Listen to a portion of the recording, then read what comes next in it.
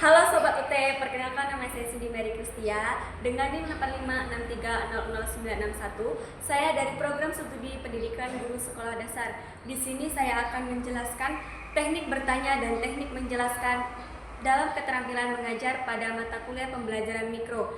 Semoga video ini bermanfaat dan mudah dipahami. Terima kasih. Selamat pagi anak-anak, bagaimana kabar kalian hari ini? Oke, semangat sekali ya nampaknya hari ini. Sebelum kita memulai pembelajaran kita pada pagi hari ini, mari kita berdoa terlebih dahulu. Untuk ketua kelasnya silakan dipimpin doanya. Amin. Sebelum kita memulai belajar kita pada pagi hari ini, Ibu absen terlebih dahulu ya. Andi, Hadir Bu. Ana, Saya Bu. Alan, Hadir Bu. Bella, Hadir Bu. Bunga, Saya Bu. hadir semua ya hari ini. Kayaknya udah siap buat belajar ya. Nah, hari ini kita akan belajar tentang makhluk hidup. Sebelum Ibu menjelaskan, Ibu akan bertanya kepada anak-anak semua. Apa sih yang dimaksud dengan makhluk hidup itu? Ada yang tahu? Ada yang bisa menjawab? Boleh angkat tangannya. Iya, boleh, silakan. Iya, betul sekali, jawabannya sangat tepat. Jadi, makhluk hidup itu adalah organisme atau entitas individual seperti manusia, hewan, tumbuhan, dan mikroorganisme yang mampu menjalankan fungsi kehidupan dasar. Jadi, itu yang dimaksud dengan makhluk hidup. Udah paham sampai di sini? Oke, kita lanjutkan. Ada poin-poin penting mengenai materi makhluk hidup ini. Yang pertama ada ciri-ciri makhluk hidup. Poin pertama, ciri-ciri makhluk hidup. Ciri-ciri makhluk hidup itu ada yang pertama bernapas, yang kedua bergerak, yang ketiga tumbuh dan berkembang, yang keempat berkembang biak, yang kelima peka terhadap rasa. Itu ciri-ciri makhluk hidup. Jadi ciri-ciri makhluk hidup itu ada 5. Sudah paham sampai di sini? Oke, kita lanjutkan poin kedua. Di poin kedua ini ada jenis makhluk hidup.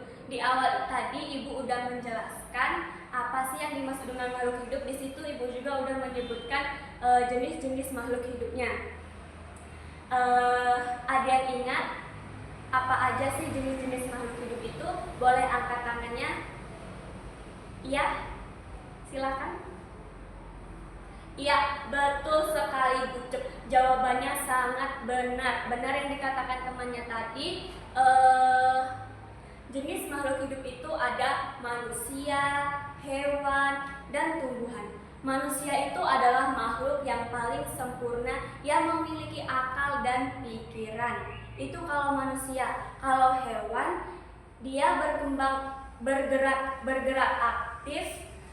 aktif dan dikelompokkan berdasarkan kelompoknya seperti karnivora, herbivora, omnivora. Karnivora itu hewan pemakan daging, sedangkan herbivora hewan pemakan tumbuhan. Kalau omnivora itu hewan pemakan segalanya. Itu jenis-jenis makhluk hidup. Jadi jenis makhluk hidup itu ada 3. Yang pertama manusia, kedua hewan, ketiga tumbuhan. Sudah paham anak-anak? Oke, kita lanjutkan ke poin yang ketiga. Poin yang ketiga itu ada kebutuhan makhluk hidup. Kebutuhan makhluk hidup itu meliputi poin pertama dan yang paling utama itu ada makanan dan minuman. Itu sangat kita butuhkan, sangat kita pentingkan di dalam kehidupan kita sehari-hari, di dalam kebutuhan kita sehari-hari. Yang kedua ada udara. Udara itu oksigen yang kita hirup untuk bernapas sehari-harinya. Yang kita hirup pada saat ini gas oksigen, dan yang kita keluarkan itu gas karbon dioksida. Itu udara.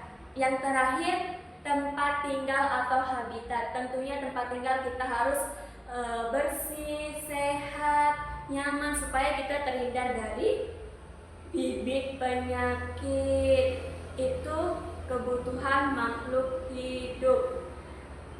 Jelas? Oke, kita lanjutkan di poin yang keempat. Di poin yang keempat ini ada siklus hidup atau daur hidup makhluk hidup. Yang pertama ada manusia. Manusia itu dari bayi, anak-anak, remaja, lalu dewasa. Itu manusia. Sedangkan hewan kita ambil contoh, contohnya kucing. Kucing dari bayi, anak hingga dewasa. Itu kalau hewan. Sedangkan tumbuhan kita ambil contohnya cabai misalnya. Cabai itu dari biji hingga menjadi buah cabai. Itu tumbuhan. Itu adalah siklus hidup atau daur hidup makhluk hidup. Yang terakhir, poin yang terakhir itu perbedaan makhluk hidup dan benda mati. Ada yang tahu apa perbedaannya? Boleh angkat tangannya kalau ada yang mau menjawab. Silakan yang di belakang, boleh. Iya, benar sekali kata temannya. Itu temannya tadi udah sangat tepat jawabannya, yaitu perbedaan makhluk hidup dan benda mati. Kalau makhluk hidup itu contohnya ada manusia, hewan, tumbuhan. Ia bisa bernapas, bergerak, makan, minum, bertumbuh, berkembang biak. Itu kalau makhluk hidup. Sedangkan benda mati contohnya batu, tanah, air. Ia tidak bisa bergerak, tidak bisa bernapas, tidak bisa makan, tidak bisa minum. Itu perbedaan makhluk hidup dan benda mati. Mungkin sampai di sini saja materi yang bisa Ibu jelaskan. Mungkin ada anak-anak yang belum jelas, boleh bertanya, nanti Ibu jelaskan kembali.